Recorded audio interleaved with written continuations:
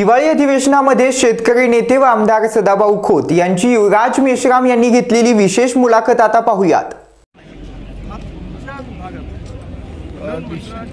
या अधिवेशनाच्या माध्यमातून शेतकऱ्यांच्या दृष्टीने दिलासादायक असं निर्णय घेण्याचं काम सरकारने केलेलं आहे।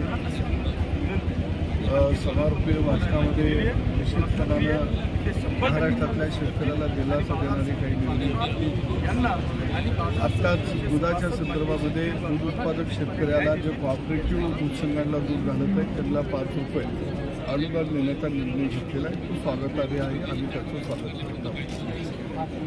पत्रकारांच्या संदर्भामध्ये जे ग्रामीण भागामध्ये विशेषतः पत्रकारितेमध्ये मोठ्या प्रमाणामध्ये तरुण वर्ग या ठिकाणी काम करत आहे।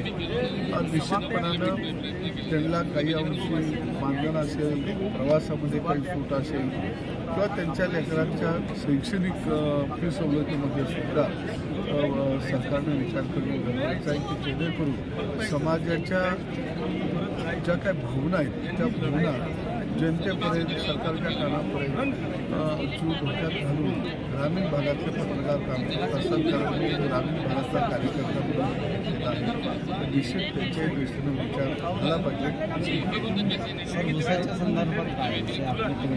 दुधाला आता 5 रुपये अनुदान दिलेले आहे। ऊसाच्या संदर्भामध्ये विशेषतः इथेनॉलवरती बंदी होती, इथेनॉल निर्मितीवरती आणि ती बंदी मागे घ्यावी अशा पीएनजी गोयल यांच्याकडे मागणी केली होती। निश्चित त्या मागणीला यश आलं, सरकारनं इथेनॉलची बंदी मागे घेतलेली आहे। भविष्य काळामध्ये ऊस उत्पादक शेतकऱ्याला निश्चितपणानं दिलासा मिळेल। परंतु माझे एक शेतकरी नेता म्हणून विचारलं तर सांगेल की आयात निर्यात धोरण सरकारचं स्पष्ट असलं पाहिजे। मनात आलं की आयात, मनात आलेली निर्यात हे कुठंतरी थांबलं पाहिजे, तरच शेती हा उद्योग टिकू शकतो। अन्यथा काही कालांतरानं अशी परिस्थिती निर्माण होईल की शेती हा एक व्यवसाय होता आणि शेतकरी नावाची जमात तिथं काम करत होती, असं आम्हाला पुस्तकामध्ये लिहावं।